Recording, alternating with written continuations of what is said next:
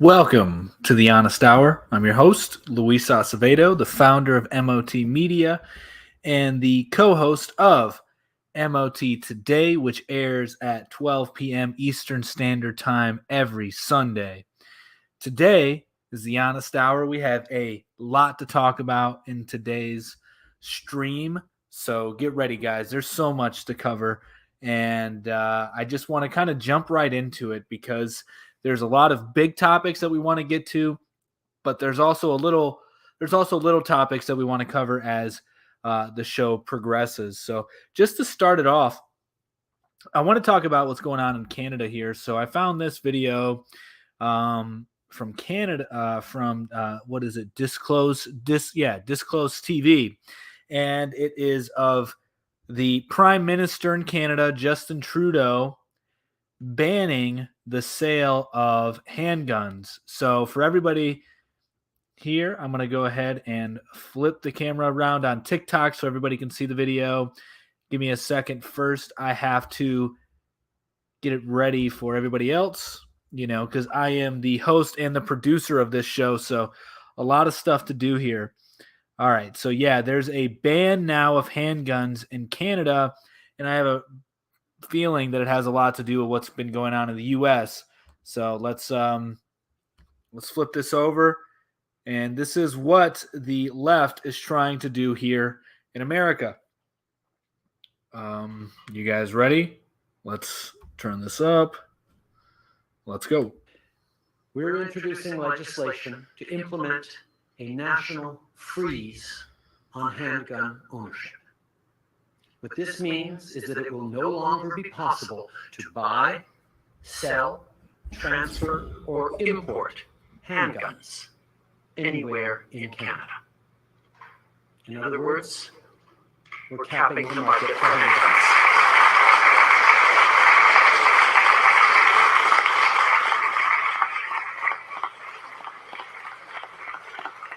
Thank God we have a Second Amendment, right? However, they are trying to chip at it because Joe Biden today or yesterday, one of the two, said that the Second Amendment is not absolute. Pretty shocking. And they've been working forever to try to get rid of it. But anyway, let's see this.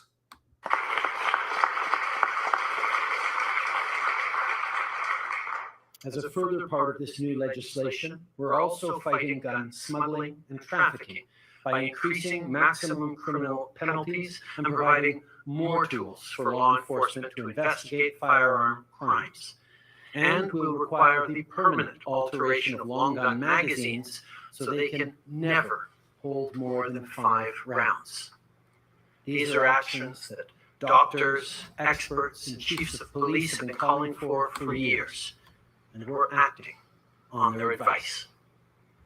I also want to thank the advocates. And that's pretty much it, right? That's pretty much it. That's the whole press conference thing that I wanted to cover for you guys today. It is telling because that's exactly what is, trying to be done here in America. We do know that Justin Trudeau is a globalist shill, and pretty much everybody that's in the Biden administration is a globalist shill as well. And this is what they're attempting to do. If you guys do not recall, back in the 2020 Democratic National Convention, they were, or was it 2016? One of the two, both years, it doesn't matter.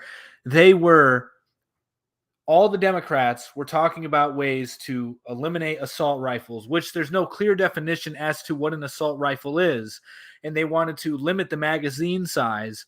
And it was totally against the American spirit, what America was built upon, because there's this false narrative that the left portrays when it comes to guns that everybody knows about, right? That, you just want the weapons so that way you can go hunting. No, it's for much more than that. It's for self-defense. And everybody knew this for such a long time. And it is insane. And the thing is, everybody wants to, in the U.S., that is, aim at the assault rifles, aim at which there is no clear definition, but they want to aim at semi-automatic weapons. Well, most guns, like handguns, are semi-automatic. And so what was revealed in what Prime Minister Trudeau did is the real aim here is to completely disarm, and it is clear as day. So we have to be very vigilant as to what's going on. I'm not trying to give people fear porn here saying they're coming for your guns. I really think that it's a choice, because if you look back at the gun buybacks, you had to go and voluntarily give up your guns. And another example of this is back when there was gold confiscation during FDR's presidency. The people who returned, gave in their gold, did so in exchange for money, but you didn't have to give up your gold either. So this is all a choice, and this is something that we should be aware of. So if this is something you're really concerned about in your area, the best thing that I would recommend doing is getting involved in your local politics, letting your voice be heard. If you're trying to do anything on this national scale, on a federal level, you will probably fail, simply because, unfortunately, we'll just call it as it is. None of us has that. Most of us here probably do not have the connections, do not have the money, nor the influence to make that kind of legislation pass. But what we can do is influence our local communities. And so I think it's going to be very hard for that to take place in the U.S. I believe that it will happen state by state. Certain states will start to ban weapons or restrict certain grades of weapons. That's what I think will be the process. I do not believe that the federal government, will do so. I think it'll be very hard for them to do so. And there's obviously going to be better places and worse places to live. And if that's something that you're concerned about, you should have already moved out of that state if your gun is in jeopardy. There was a comment here by wage slave. I couldn't tell if that was all one word, but wage slave 89. What's wrong with globalism? Educate me, please. So I'm going to assume you're being genuine here. The problem with globalism is it's unnatural, and nations and tribes are more natural. I honestly don't know. Maybe New World, global peace. I don't know what you think globalism is. Globalism is the attempt to denationalize the world. So in other words, do away with nations and sovereignty and put everybody under one global government, and probably have a federation of global governments over different countries. All right, cool, good. I'm glad that you're being genuine. So so that's what it is. It's to do away with the nation state and implement a world government. That is what globalism is. And the way to globalism is one of the ways is to disarm a population. And one of the specific populations that are preventing globalism is here in the United States, because we have so many guns, and that's a good thing, right? So I've heard one argument that I haven't heard before as far as, why we should keep guns. And that is, they act as a insurance policy against a tyrannical government. Where are you getting your info on globalization? There is so much out there. Like the Rockefellers talk about this. The Rothschilds talk about this. There's many books on this. It's not like this grand conspiracy theory. The World Economic Forum talks about this. There's so many places that you can go to. Klaus Schwab's. It's like very open. I just listened to a podcast the other day on ARK Invest for Your Innovation, and they were talking about globalization and the need for it. I mean, the idea of a free market is needed for globalization, the type of globalization they want, which I totally disagree with a free market, because eventually you then have to move in order to have a job, which is where we're seeing right now. So globalization is very bad. It's unnatural, and it is a nefarious, insidious plan. Wouldn't a global government solve a lot of problems like war, inequality? No, it wouldn't. It would exacerbate them tremendously. I can't spend this whole stream, and I'm not trying to be a dick when I say this, but I can't spend the whole stream educating everybody as to why a global government would be bad, because you would have to start off with the corruption in our current government system. And that's just a long history. We talk about it occasionally on the stream, but there's plenty of other good resources to do some further investigation with. So that's what I would recommend doing. But yeah, there's a whole rabbit hole you can go down. It would not solve any problems. Typically, the bigger the government, the worse it is. And I mean, yeah, so it's just really not the way to go, because if you have like a global government as well, then you are globalization. No, that's not at all what I'm saying. It's not at all what I said. I did not say so globalization equals gun control. I said in part, in order to implement globalization the way that they want to, you would have to restrict guns. You would have to prevent people from having guns. But there's multiple layers, right? There's multiple layers. One of the main layers is a mass feminization of men. There's a whole conspiracy on this, right? There's a whole bunch of truth into this, and there's a lot of like hardcore evidence. Like, these people who are working on these plans have been working on them for over 100 years, and they're all written in books. There's so many books. I'm not a huge fan of Jay Dyer, but Jay Dyer is a valuable resource when it comes to the books that the elite have written describing exactly what they want to do with the world. And so I would recommend everybody who's very, very new into this rabbit hole, take a look at Jay Dyer's work. He covers it very well, and he actually goes through the books, giving lectures as to what these people, the elite, the global elite, have actually said on record.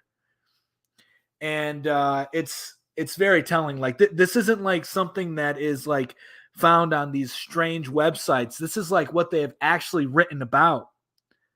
This is very, very, very true. So we have somebody that wants to join in. We'll let you join in for a few minutes here, see what you want to talk about, and then we got some other stuff that we want to cover tonight. So right now we have Nick Papag 1980. That'd be Nick Papa G. Oh, okay. I thought that was an A. All right. Yeah, my bad. No problem. I'm not surprised. I actually saw this breaking news and I shared it on another live. Like, I'm not surprised by this move by Trudeau. Obviously, he's showing his hand.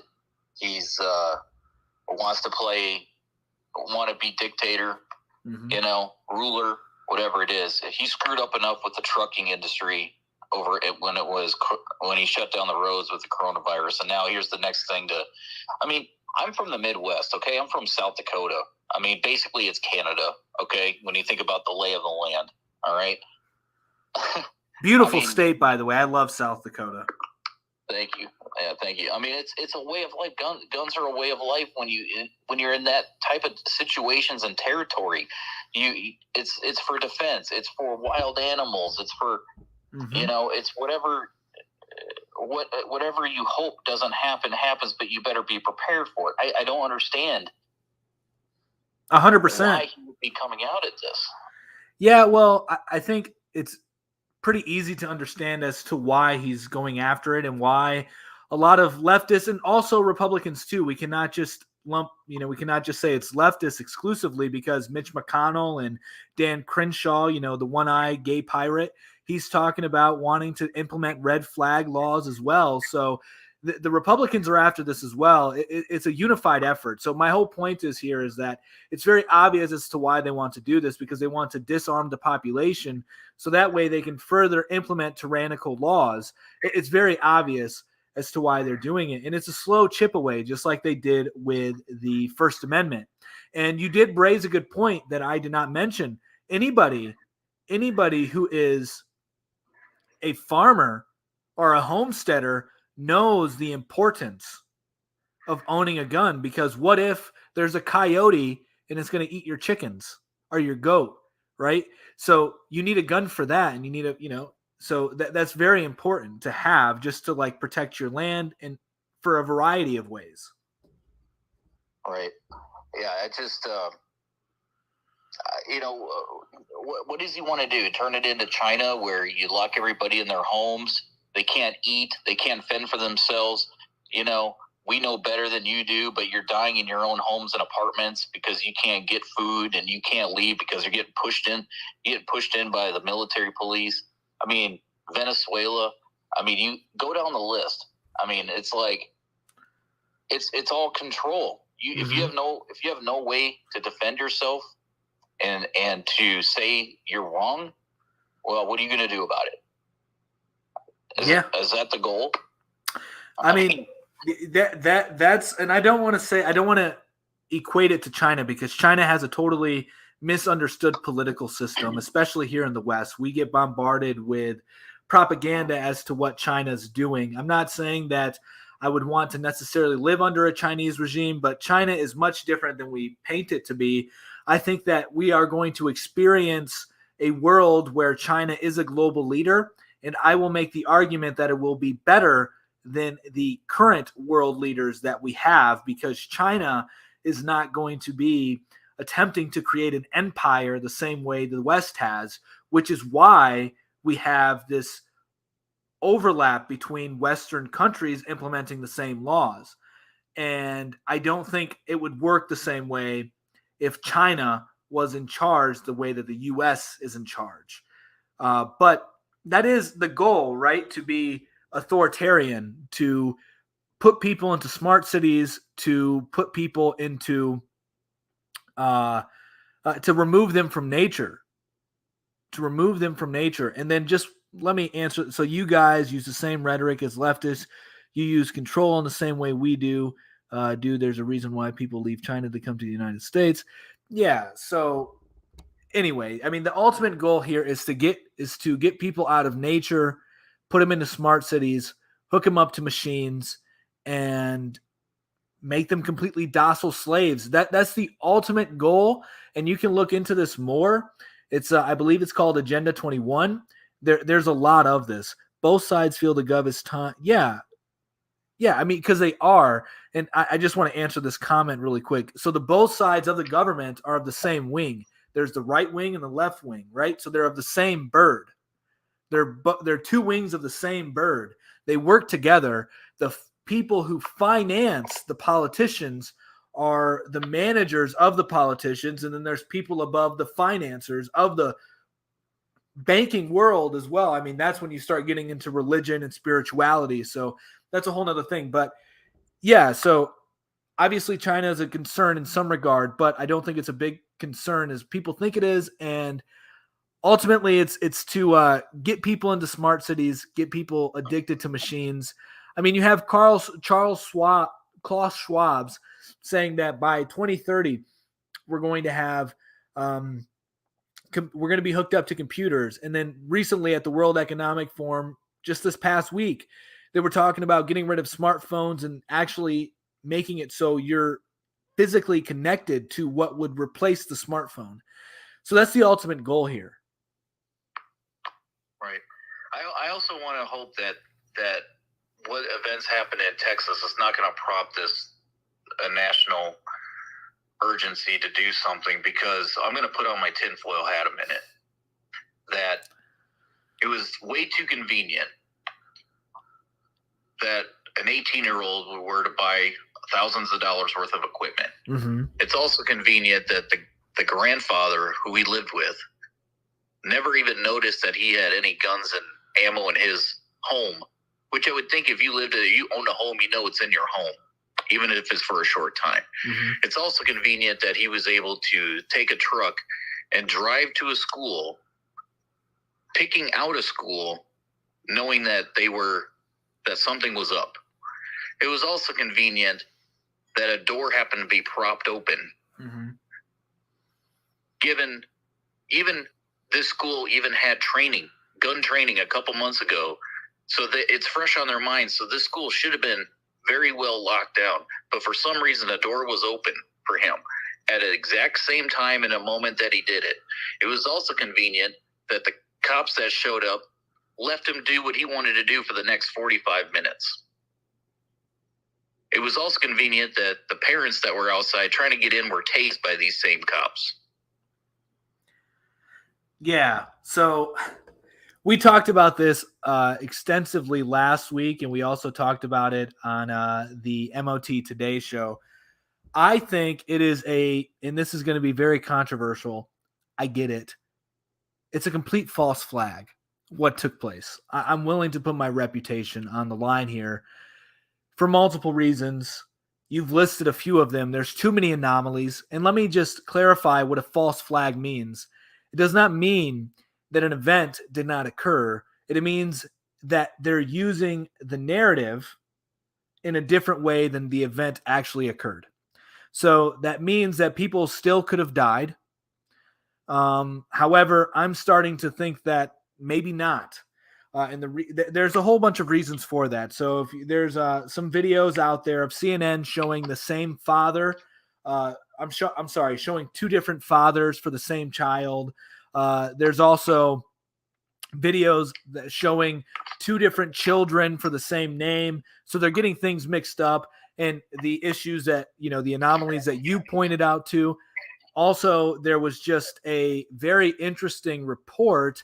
I'll pull it up here that I just read before we went live. So let's see here. This is pretty interesting. So there was a military grade aircraft that flew over that collects data.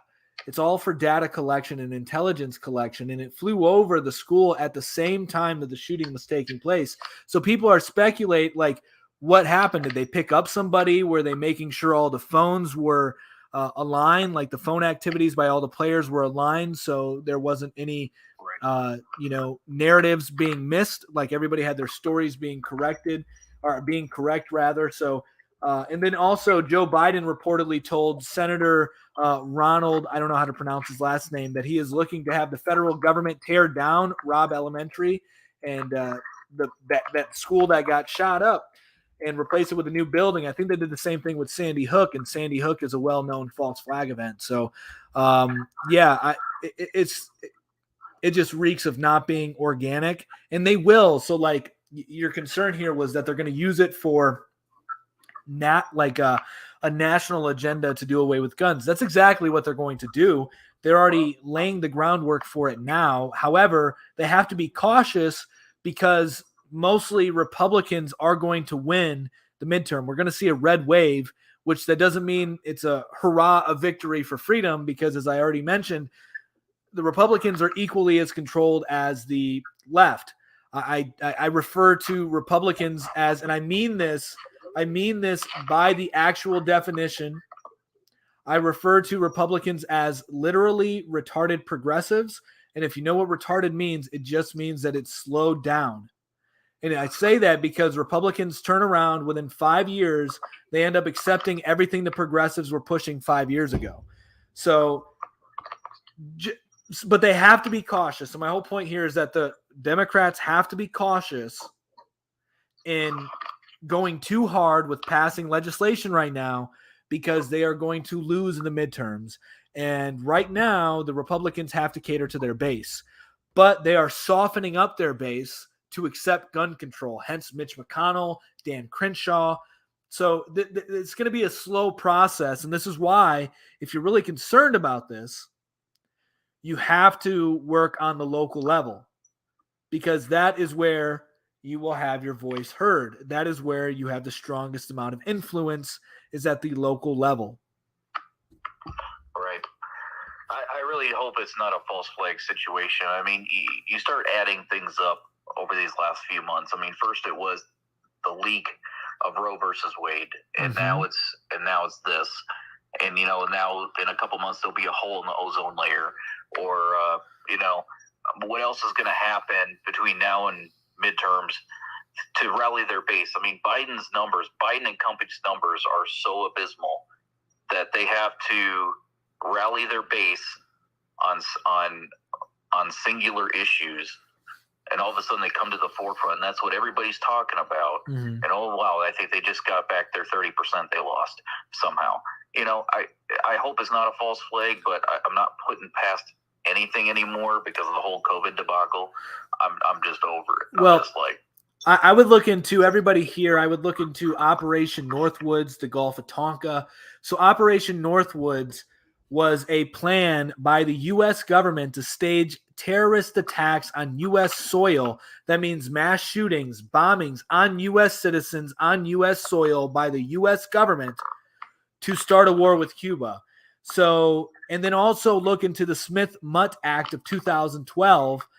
that allows the government to propagandize the media, meaning they can manipulate public consciousness legally. Let me explain it differently. They can sway public opinion legally to fit a political agenda. The government can. That was under the Obama administration, yes. That Obama signed it into law, but a Republican. It's important to note that a Republican sponsored the bill. A Republican sponsored that bill, and it's important to note that the Patriot Act was all sponsored by mainly Republicans. So, and the Patriot Act was one of the beginning pieces of what we're seeing here. So, Nick, thank you very much for coming on the show, man. It was a pleasure speaking with you. And just one last thing I want to say to you and everybody else here on this particular topic is, obviously local level is important, but what's more important is building strong communities and having a strong family. So that's the most important thing you can do right now before even politics gets involved. If you're really concerned about all of this stuff, truly start a garden. Pick up a shovel, don't pick up a rifle. Pick up a shovel, don't pick up a rifle, and put some work in. Do your part to be valuable to your local supply chain, because that's going to be the most important thing. Thank you. Thank you. All right. So, yeah, that's the most important thing, guys. Be sure that you're localizing your supply chains during these times, and just staying vigilant. And if you really want to be active in your community, start with providing services, maybe making products, building that kind of network, and then doing stuff on the political level. That's what I would recommend doing. That's going to be more powerful automatically. Now, to switch gears here a little bit, we're going to talk about something that we covered last week that has actually passed. And this is a part of the globalist agenda, which I had mentioned a while ago, actually, probably like a year or so ago, what is taking place with the whole, cough and sniffle debacle that, we can allude to. I don't know if I can really say it here, but the reason that took place is to also continue spending, but more importantly, to overhaul the medical system. And that's what we're seeing right here. So this title of the article is First Steps in Reforming Global Health Emergency Rules Adopted at WHO Meeting. So for those who are unaware, last week, the Biden administration revealed that they had proposed amendments to allow the World Health Organization to have unilateral power over public health crises. Basically meaning that they would implement pandemics whenever they felt like it without consulting countries where said viruses and diseases originated from. They can just go off of their own data or anybody else's data and determine if there's a need to implement global lockdowns, etc. And if countries don't follow that, the World Health Organization would have the power to implement sanctions, economic sanctions, medical sanctions, etc., upon the nations who do not want to listen, the disobedient nations. So this was adopted. This has officially been adopted. So we actually don't even really need to read the article. I just explained it to you. So that has been adopted. But the thing is, it has to pass the Senate in order for it to affect the U.S. legally. We do know that they don't really care about the law, as we saw what happened with the pandemic. But some senators to note here who are speaking out against this, Senator Johnson introduced a piece of legislation to protect American sovereignty against the World Health Organization. So on Thursday, Senator Ron Johnson, a Republican of Wisconsin, introduced the No WHO Pandemic Preparedness Treaty Without Senate Approval Act. So that is going to require any convention or agreement resulting from the work of the World Health Organization intergovernmental negotiating body be deemed a treaty requiring the advice and consent of a supermajority of the Senate. So that's a good thing. It sort of acts as a buttress from this global elite plan, but it could also just facilitate the ability to negotiate our rights away slowly, which I believe is going to be the real plan with that particular thing. Then another senator who's speaking out against it, Senator Brian Donald, he has issued a statement basically disagreeing with this. We know that Governor Ron DeSantis has also spoken out against this on a more global scale. We've seen the president of Brazil speak out against this as well. So there's a lot of pushback. Ron is a good guy. I help him get elected. Awesome. Yeah, that's awesome that you've been involved. There's some things that I strongly disagree with Ron DeSantis, such as his free speech rules. He's basically protecting Israel from any discrimination or criticism, which I do not agree with. Playing favorites essentially. So that's not cool in my opinion. But that's what's going on a, that's something else that's going on in the world scale that people should pay attention to. And in regards to health, this is the nice transition here because what we just talked about is what's going to happen. Oh, meaning Ron Johnson. Gotcha. Okay. My apologies. Ron Johnson. Free speech is just that. Free speech. That's what people aren't understanding. Now, we'll talk about this for a little bit because I have a sort of unorthodox opinion when it comes to free speech. I don't believe in free speech. I think free speech is a myth. I don't think that it's a real thing anywhere, anytime. So free, by definition, means there's no boundaries. You can do and say whatever you please, and you're completely free to do so. But in the real world, we know that isn't true. I can't go around saying whatever I want to anybody. That has consequences to it. So just in the real world, free speech doesn't exist. But also, there are certain people who I do not wish to have any ability to speak, such as people who abuse children, rapists. Those individuals, I do not care. I do not care if I actually do not want them to have the ability to speak. I would remove their ability to speak. If I was in power, there would be people I would give no right to have speech. Child abusers, rapists, those people would have no room for any kind of speech in a society that I would be governing. And I think that free speech is a myth. I don't agree with it because then you have to contend with, if you're Christian, well, then you have to allow for the Satanist. You then have to allow for the Satanists to speak whatever they want to speak and blaspheme God, your God, blaspheme Jesus. If you're a real Christian, you wouldn't want that, right? You wouldn't want that. You would be like, no, you can't speak that here. And when you come into your house, when you're in your house, you don't allow free speech in your house because there's certain things people can't say in your home. You don't have to listen to them, true, but then you have a bunch of people who are going to be brainwashed into Satanism. Is that really what you want, or would you want to prevent that? I agree strongly with the Islamic culture on their approach of speech. They have a more strong, robust belief system than Christians. Then where is the line? I mean, there is no free speech, just accept it. So there should be boundaries to speech. I agree with the Chinese a lot more on their speech. I agree with the Muslim communities a lot more on their speech because there is a line in the sand on what you can and can't say. Here in America, there is no line. It's arbitrary. It's a moving goalpost continuously. It's a moving goalpost continuously. The government would draw the line. The people ultimately control the government. And so the government then would enforce the will of the people. That's what a lot of individuals don't understand these days, is that the tyrannical government that we're under has only become tyrannical because our will, because our morality has completely gone awry.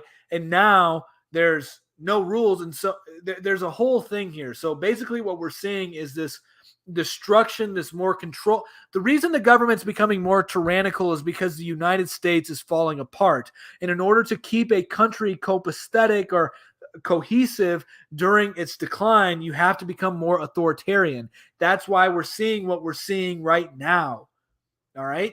So it's the people's fault for accepting it. You want to know why there's going to be a financial collapse, which is going to be one of the main topics here, is because I can't say me, but maybe some of you guys took out the loans, took out the debts for mortgages, took out the debts for a bunch of stuff, took out the debts to go on nice vacations, to buy nice cars. If you did that, you contributed to the financial collapse. You're contributing to it continuously. And so the reason the government's becoming tyrannical is because the people are so dependent upon the government. That's why. And so if you look at a country like China or any Islamic country where they have strong speech laws, they're very distinct. They tell you what you can and can't say. And I agree with that 100%. That's so much better than what we have here in America with this cancel culture, where you can't say one thing. You can say gay one day, but then you say gay next week, and all of a sudden you're canceled. That is wrong. And the only reason that exists is because of this myth of free speech. We shouldn't be afraid to draw lines on where speech can be allowed and not allowed. The stimulus checks they were handing out caused that. Wrong. It's been going on much longer than that. Much longer than that. The Cantillon effect is really what's driving that. Inflation, fiat currency itself is driving the collapse of this system. Fractional reserves is causing it. It's multi-layered. You can't just blame it on stimulus checks. Go back to the fractional reserve. So basically, if you have 100 ounces of gold, you are then able to lend out 1,000 times that. That's fractional reserve banking. So you can lend out 1,000 times more than you actually have. That's part of the issue. The continuous debt, like we are on a system that requires debt for growth. You can't print money unless you have debt, which is why we're going to see a huge issue when we have a sovereign debt crisis. I don't like what people say, walk away from them. Who are you to tell me my limit? 90% of my stimulus went to buying our home mortgage. See, that's the other thing. My wife and I received the stimulus checks and we benefited greatly from them. We used it very smartly, very intelligently. The Federal Reserve it's part of the problem. The Federal Reserve is a part of the problem. But we have to accept that we are also a part of the problem. Because if we didn't agree with the system wouldn't be in place. Nobody's putting a gun to your head saying that you have to operate within the system. Nobody's doing that. It's all your choice. You have free will. The system that we interact with requires your agreement. It does, 100%. During the whole pandemic and lockdown, it was a proof of that. The Fed bought a ton of mortgage-backed securities and student loan-backed securities. They did. But guess what? Your kids, maybe not your kids, you encourage your kids to take out the debt for a student loan. Everybody's encouraging young people to go get a mortgage because they need to own a home. That society, the people perpetuate the problem. No, the system. No, you're wrong. The system itself is dependent upon your consent. If you do not consent, it falls apart. I am living proof of this. During the lockdowns, my family never wore a mask. My wife and I, no mask. Didn't get any jabs. Didn't do any of that. Didn't do any of it. And we thrived. We thrived. We became much stronger as a family and much more financially secure as a family as well. You don't consent. You live in a tent. Incorrect. Totally wrong. You can go and live in a mobile home if that's what you can afford on a plot of land and do your own homestead. Totally wrong. Totally wrong. And if you had to live in a tent, at least you're a free man. You consent to be a part of society. If you're that concerned about it, then remove your consent from society and be a free man. Reclaim your sovereignty. It's not normal people. It's the people that run the system. They know eventually the system would collapse. They do know it's going to collapse. You own a homestead, requires property taxes. Friend, it does require property taxes, but there are ways around it. You can build a freaking church on your property and not have to pay property tax. Like, I'm not encouraging anybody to do that, by the way. Look into it, do your own research. But there are so many ways around this system. Like, all you are doing right now, you guys have to understand what you guys are doing is you guys are falling into victim mentality. You're falling into victim mentality whether you see it or not. Nobody's oppressing you. You accept the oppression if you are being oppressed. In the Soviet Union, you were allowed to own a private lot of land and have your own farm for your family. In the Soviet Union, which so many people think, which I'm not saying they're wrong, but so many people think was this evil tyrannical government that the government owned everything. They had this collective farms, which they did, and you had to depend on the government resources, which you did not. They allowed you to own your own home. They allowed you to own your own car. They allowed you to have your own farm. Private farms where you could feed your family. Understand that evil requires your consent 100%. It may be a hard, arduous path to go against it and not give your consent. But it's up to you to give your consent. You are not a victim. It is your choice. That is correct. You just weren't allowed to hoard and sell things that your community need. You could have what you needed. You could have what you need. Big Gov Mike's everything. That's not victim mentality. We just want their hands out of everyone's pocket. Dude, I don't think that the big gov run, the only reason the government's gotten so big is because the people wanted the government to get big. People wanted Social Security. People wanted Medicare. People wanted Medicaid. And also, you're using their money. You're using their money, the money that they print. There's other things that you can do outside of their money as well. There's so many things, like we'll get into that a little bit, like cryptocurrency. You can circumvent that system entirely with cryptocurrency. If you want gold and silver, you can do that as well. You totally circumvent their system with gold and silver. Like, you can do bartering. Like, you can set up your own little economy from your local supply chains. Like, this is totally doable. And if you are really concerned about your taxes and not getting the government out of your pocket, there are people who have actually discovered ways. I'm not encouraging this. I think it's much easier. This is something that I consent to. I consent to paying all my taxes. It's much easier. It's not a battle I want to have. But there are people out there who literally do not pay taxes legally. Legally, they do not pay taxes. You can look into them. Those are all programs that were put in place to keep people from full-on revolution. See, an excuse, like, maybe not, though. Maybe not. Maybe not. Maybe not. Like, we don't really know what would have happened. Maybe there would have been a revolution. Maybe there wouldn't have been.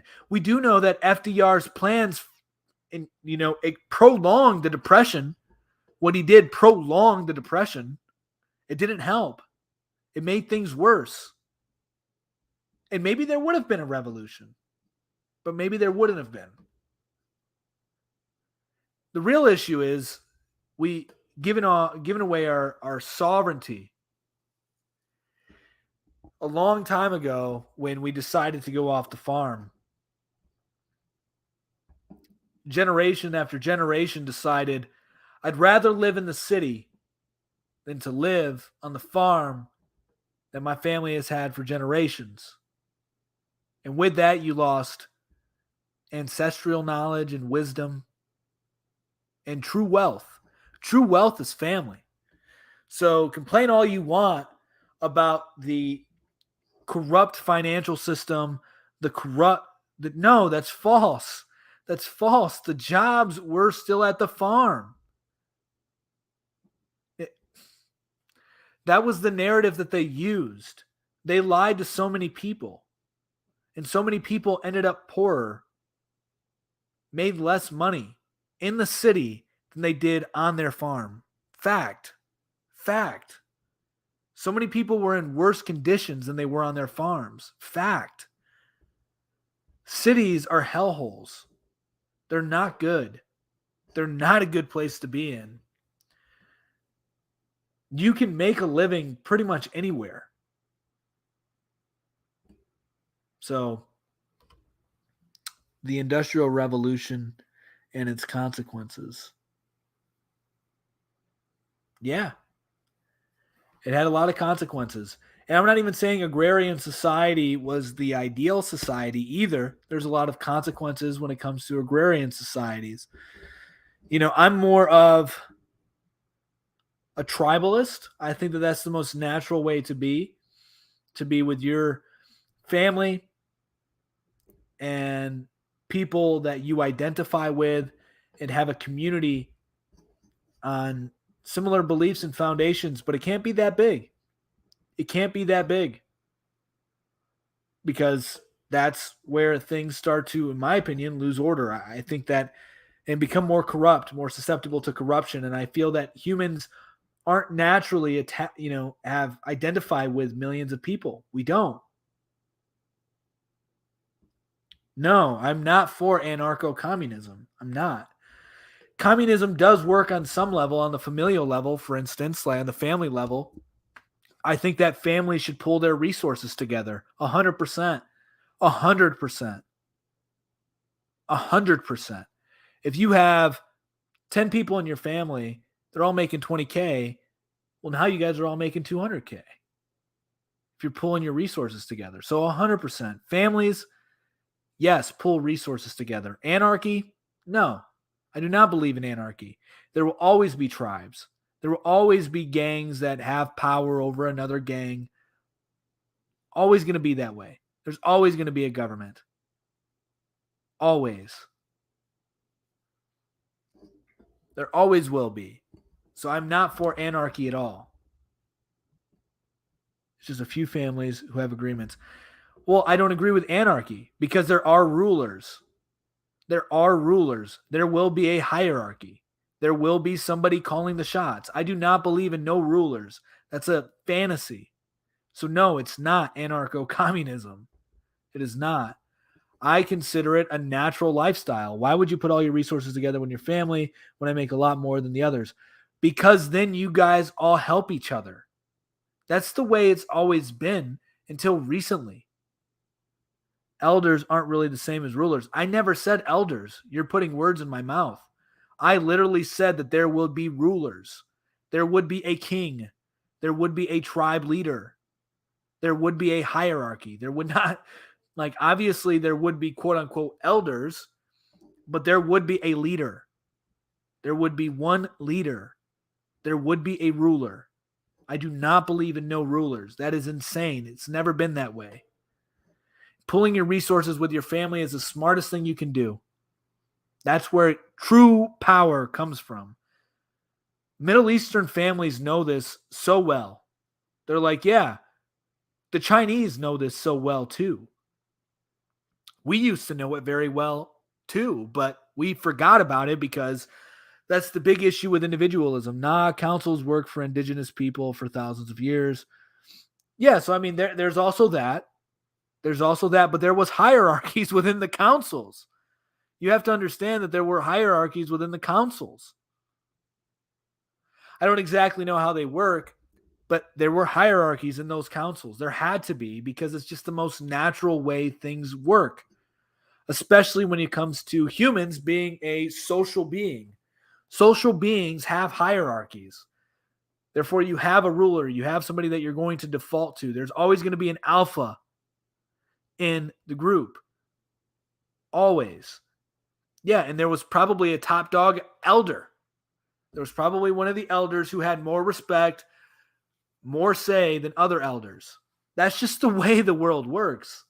It's just the way the world works. So, and one of the things, switching it up here a little bit, one of the things that the rulers of our world want to try and do away with is animal products. So the World Economic Forum, which is the greatest conspiracy that nobody really focuses on, except for a few people, and they were years ago. So Severage is a good person to look up on YouTube. He's predicted this years ago. years ago. I mean, like 10 years ago. Augenus Vonderplanets is another good resource. Western Price is another good resource on this particular topic. But yeah, so the World Economic Forum says go vegan, eat seaweed, algae, and cacti to save the planet. And what we do know when it comes to a vegan diet is the most disgusting, horrible thing you can do to yourself. No vegans can remain vegans for a long time. Those that say that they are vegans, for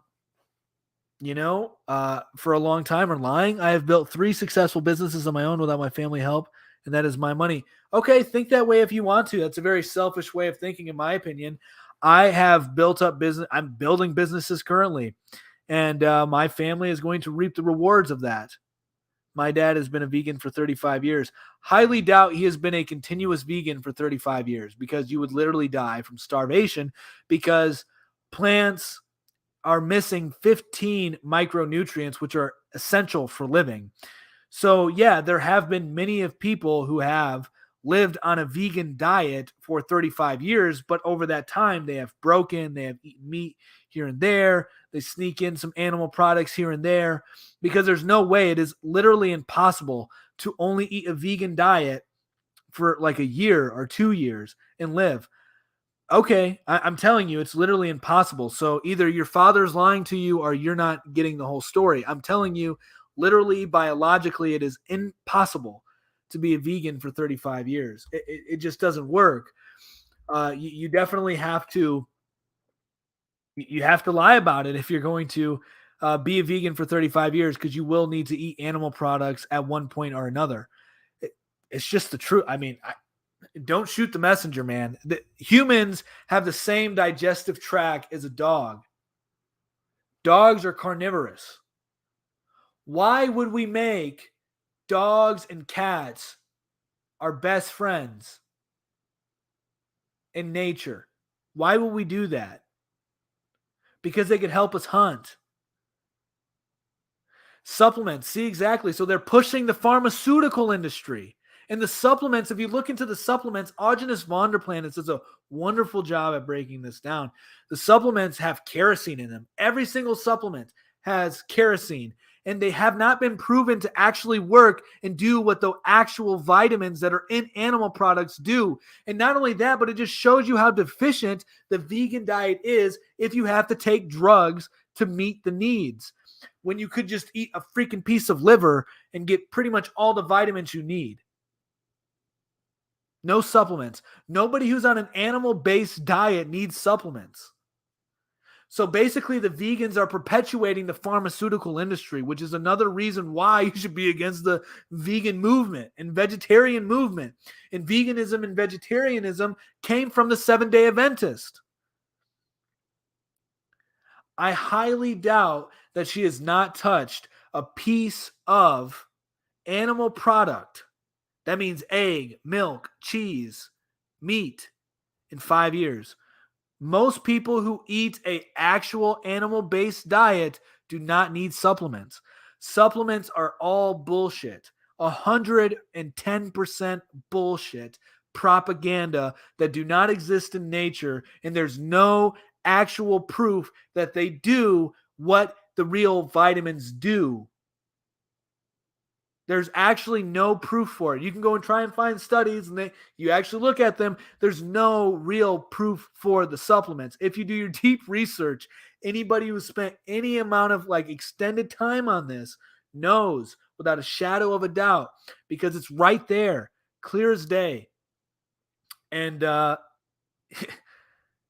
your girlfriend's been vegan for 5 years. If you guys are planning on having kids, you better tell her to start eating some meat, man. You better. And I don't mean any pun by that, like animal products, because your baby, more than likely, she won't be able to have a kid. And if she does have a kid, more than likely, she won't be able to breastfeed. These are just true things. She's going to age a lot quicker. That's unfortunate. It's just horrible. It's horrible. It's evil. It's an evil scheme that's been perpetuated for a long time. Kellogg's, guys, is behind the movement of vegetarianism and veganism. It's a horrible thing. A horrible thing. Nobody in nature eats a vegan diet, they would laugh at you like you are retarded. Who's ever looked at a piece of grass and said, "Man, that looks very good"? No one in human history. No one in human history has ever looked at a piece of broccoli and said, "Man, that broccoli looks appetizing." The broccoli alone.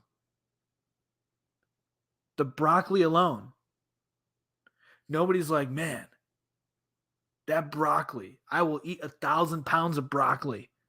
Nobody does that. Broccoli's unnatural too. Bet you guys didn't know that. Broccoli's not even found in nature anywhere. Completely man-made. Kale, completely man-made. Bananas, pretty much all man-made. What else? Tomatoes, primarily man-made. Bring them on. I'll debate any vegan. I don't even know who that is.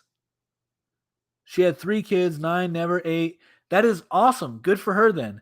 Good for her. She's an anomaly. She is literally an anomaly. If that is true, she's an anomaly. 100%. Or she just didn't tell you. One of my best friends, that is. Well, hey. Either she's an anomaly or she's lying to you, because I'm just telling you the facts here. It just doesn't work. It doesn't work at all. And most people are vegan because of religious beliefs, not even because of health beliefs. I would do it, but I'm too broke. I don't know what that means. But no, I mean, any vegan who thinks they're right is brainwashed completely. If you just look at human nature, we have canine teeth, guys. You have canine teeth. Our digestive system is built the same way as a dog's. Dogs are carnivorous. Cats are carnivorous. They eat raw meat. We're supposed to eat raw animal products. Most of the issues that come from animal products are because of the pasteurization, GMOs, I don't know if I can say that, jabs, drugs, etc. in the animal. It has nothing to do with the meat itself. Like heart disease didn't exist in America until the 1900s when carbs and sugars were introduced. Fact. Cholesterol, it's a myth that cholesterol is bad for you. Fact. Saturated fat, you need that to live. Cholesterol, you need that to live. Your brain, your cells, pretty much you need saturated fat and cholesterol to live.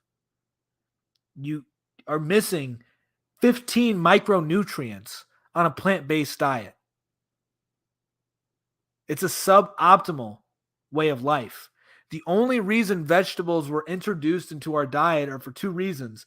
The food pyramid, which has been completely debunked by many people. Secondly, because of times of starvation. The only reason people were eating carrots, potatoes, growing gardens is because of times of starvation. They had nothing else to eat. Bread, times of starvation. When everybody's fat on the hog, they're eating what? Meat, animal products, milk, raw milk, drinking eggs, eating liver, eating heart, eating brains, eating eyes, eating steaks, eating bacon, eating all these wonderful things, yogurt, right? The only time these diets were introduced were during times of starvation. During World War II, there was also a lot of change in our diet because governments went around and started killing off farm animals in certain areas. And then people were left to eat vegetables, which you cannot properly digest vegetables. Do you know a cow chews on the same piece of grass? I had an interview with Dr. Natasha Campbell. You can check it out on my YouTube channel. We talked about this extensively. But cows, they have to chew on the same piece of grass 100 times. So what happens is they chew it up. They swallow it. Maybe it's like 200 times. It's an absurd amount of times. They chew it up, swallow it, regurgitate it back up, chew it, swallow it. does that hundreds of times. That's how they break it down. Why do you think vegans and they're always bloated, they're always gassy, they have disgusting poops? Like, when you're just eating raw animal products, I know from experience, I'm a little heavy set right now. I do have a sweet tooth. I do not have the best diet, I know. But I do eat a lot of animal products, a lot of raw animal products. And I do know when I go through like a week, 2 weeks of just doing nothing but raw animal products or mostly animal products, I don't have gas. I like rarely ever fart. I rarely poop. Like, not that you guys need to know about my bowel movements, but I'm telling you, like, there's a huge difference in eating animal products than eating a plant-based diet. If you're eating a plant-based diet, you're going to be bloated all the time. You're going to be farting all the time. It's disgusting. It's disgusting. You're going to be burping. It's disgusting. Humans don't naturally do that. If you're doing that, it means you ate something wrong. You ate something your body doesn't agree with. Fact. So the whole reason people are becoming vegetarian and vegan is because they want to save the planet. It's because of climate change, brainwashing, BS, and also save the animal BS. If you don't kill the animal, something else is going to kill the animal and eat it. We're at the top of the food chain. We're the number one predator. We're the number one predator. And one of the things that people like to say is, oh, what about gorillas? Gorillas are all big and strong and they just eat nothing but plants. Well, that's not exactly true. All animals eat their own species, first off. There's so many cases of cannibalism in the world. Deer eat dead deer. Gorilla will eat dead monkeys. Deer, I haven't eaten meat in 2 years. I've eaten mostly fruits and veggies and pasta. You must be very bloated, and you must have horrible gas. I mean, like, you're getting no nutrients. Your body's having a hard time working. You probably feel sluggish after you eat. You know, like a lot of people complain about, I feel sluggish after I eat lunch. So I try not, it's because they eat mostly carbs, sugars, vegetables that are indigestible. It's just horrible for your body over the long term. Autoimmune diseases are linked. Water is not Water is not that great for you either, because water is a solvent. So just think about when you're in the shower a really long time, or you're in water for a really long time, or in a bath for a really long time, how your skin begins to prune. That's what happens to your insides when you drink a lot of water. The best things to drink for humans is raw milk and blood. Raw milk and blood are the best things to drink, and fruit juices. Water is better. Yeah, I agree with you. I'm not disagreeing there. Water is better than soda. It definitely is. 100%. I agree with you there. But yeah, I mean, if you feel great, cool. I mean, I have a hard time believing it, if I'm being honest with you, just because I know what it's like to eat that kind of a diet. And you kind of have to lie to yourself, and you also have to just ignore so many things. And then you think that, these bowel movements, gases, that they're normal. They're not normal. I do drink OJ also. I have nothing against fruit juices. I think fruit juices, so it's like raw milk, blood, and fruit juices, I think, are the best things to drink for a human. Water, very little. I mean, in nature, you won't really see dogs, birds, or maybe not birds, but cats, anything like that, drinking a lot of milk. I mean, drinking a lot of water. They won't do that. A lot of the H2O that you need is in animal products. Your body digests things differently, right? So if you're drinking water, it's going to absorb the water much differently than it would as to just eating like a piece of meat that has H2O molecule in it, right? It's going to absorb it totally differently. And that's the way that you would naturally absorb it. Nobody really drinks a bunch of water to begin with in nature, because it dehydrates you, actually, because it just dries you out. Just think about how your hands look after you get out of a long shower, long time in the water. It's pruned up. Your insides get the same way. It does not act as a lubricant. It's a solvent. It is a solvent. That should be all that you need to know when it comes to that. It's a solvent. Now, the last thing here that I wanted to touch on is the collapse in the financial system. The collapse in the financial system. That is real. It is real. We're witnessing it right now. And it is not going to be Mad Max. It's not going to be everybody's broke. What I mean by the financial system collapse is this. The old system's dying, and there's a new one being built as we speak to replace it. So MasterCard's CEO had talked about this during the World Economic Forum. That is the replacement of the SWIFT payment system.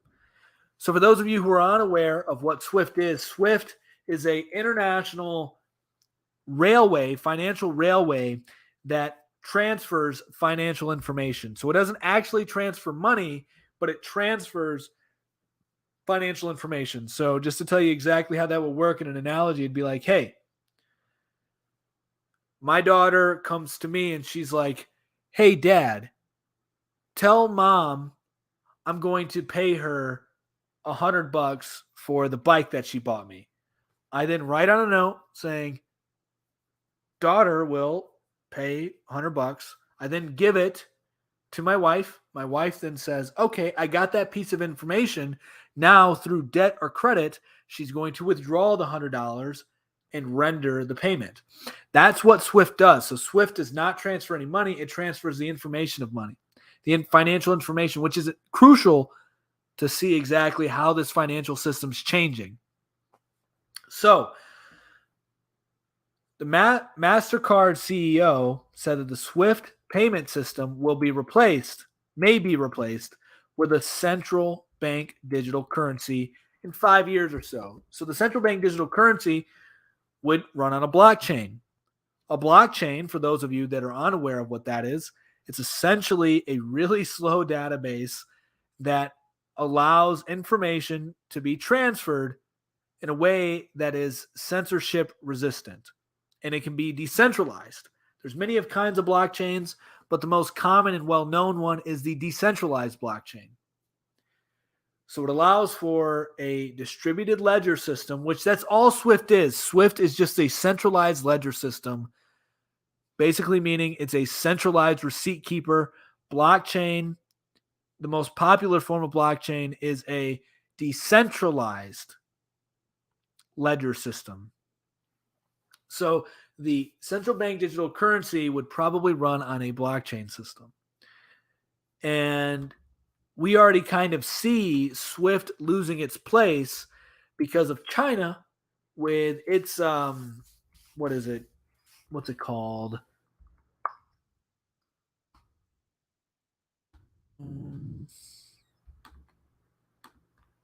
I know the acronym CIPS. Trying to remember what it stands for. I can't find it, but anyway, there it is. China's cross-border interbank payment system, which is a little bit different than SWIFT, although it utilizes SWIFT's messaging system, right, to transfer the financial information. But their system will allow for the settlement of cash. So it actually transfers money over. But China, here's what I think is going to happen. Okay, so we see the central bank digital currencies coming about. Blockchain is going to take it over essentially. So SWIFT will be replaced by a blockchain. Ripple runs on this narrative. XRP, I don't recommend anybody get into XRP at all. But Ripple ran on this narrative for a long time. But I think China is going to be the one to really do it. So China has a blockchain that will facilitate these kind of trades to take place. So it is right here. So China's state-backed BSN network pushes blockchain network unlinked to cryptocurrency for international markets. So yeah, that's essentially what China's attempting to do here. They're already working on the digital yuan, which is essentially going to be their digital bank, their central bank digital currency, and it will facilitate trades. Paper money is going to disappear soon and everything will be digital. I don't agree with that. If you get rid of all paper currency, then you have a huge national security issue. What happens if you get attacked? What happens if you get a cyber attack and a section of your country is unable to interact digitally? The economy shuts down entirely. So you will still see paper currency, but it will be limited. Something like what they have in Australia. You can't have more than 10,000 Australian dollars out at a time. That's probably what it's going to be. It's just a restriction on how much physical cash you can have, but you'll never do away with physical cash. If you do away with physical cash, then you are too open to threats by nefarious actors that can completely destroy your financial system. So paper will always be around, but there's going to be a huge push to get people off of paper and into the digital, which I'm not against. I think that the digital assets have a lot of promise. I like cryptocurrency a lot. I encourage everybody to do research in cryptocurrency, and it's not a bad thing to have in your portfolio. Not financial advice, but definitely something to look into. In the U.S., you get flagged when you withdraw more. Yeah, 100% you do get flagged. I know it sucks, but there's nothing really that happens about it, right? Like nobody really comes and looks at you or, we did our, anyway, you don't have any issue with the IRS. You have to be more money than that. Maybe in the future, we'll be seeing more restraints on that, more restrictions. But, I mean, most people don't carry around cash anyway. I think it's good to have some cash, but I don't really carry around cash. But it's definitely not going anywhere. It's definitely not. It can't. If it does, then there's too many attack vectors. Too many. So it will always be around. There's just going to be more restrictions on spending of it, and there's going to be demonization of spending cash because the ability to transfer germs. It's just going to be a demonization, an attack campaign, a smear campaign on cash as the digital system is really rolling out, which we're seeing. But it's going to be a long time. It's going to be a long time, which is why I think it's important for people to be into cryptocurrencies. I think it's going to be a very valuable thing. It already is a very valuable thing. And but that's pretty much what I wanted to cover for today, guys. So I really appreciate everybody joining in, adding their comments. It was a good show. I'll be back here tomorrow at 10 p.m. Eastern Standard Time. And if anybody wants to support the channel, be sure to do it via Cash App, $Luis Acevedo 27. That is $LuisAcevedo 27. Doing things digital is much easier now than using cash. 100% agree. 100% agree with that. Well, thank you all for coming. Thank you all for joining. And like I said, we'll be back here tomorrow. Much love. Peace.